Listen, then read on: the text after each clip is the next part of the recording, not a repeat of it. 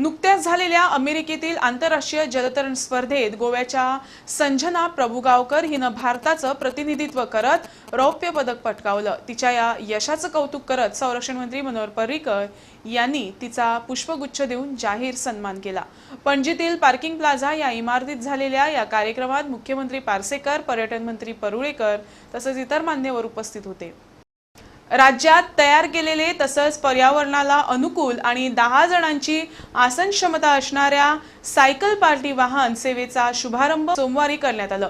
पाटो इथल्या Santa Monica jetty जवळ असलेल्या बहुस्तरीय कार पार्किंग लॉटमध्ये झालेल्या या कार्यक्रमात पर्यटन मंत्री परुळेकर तसंच इतर मान्यवर उपस्थित होते।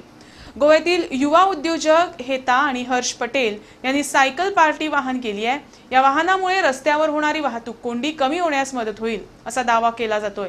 युरोप, उत्तर अमेरिका आणि इतर विदेशात सायकल पार्टी वाहन प्रसिद्ध असून हिंदुस्थानात या वाहनाचा प्रयोग पहिल्यांदा गोव्यात होणार आहे। देशी पर्यटक सुट्ट्यांचा आनंद लुटण्यासाठी गोव्यात येतात, तसंच हे पर्यटक साहसी उपक्रमाला जास्त पसंती देत असल्यानं त्यांना हे सायकल पार्टी वाहन पसंत पडेल असा दावा केला जातोय। सुरुवातीला हे वाहन कळंगूट तसंच बागा इथे उपलब्ध होणार असून इतर ठिकाणी मार्ग वाहतूक विभाग आणि पर्यटन खाते सोयीप्रमाणे ठरवणार आहे।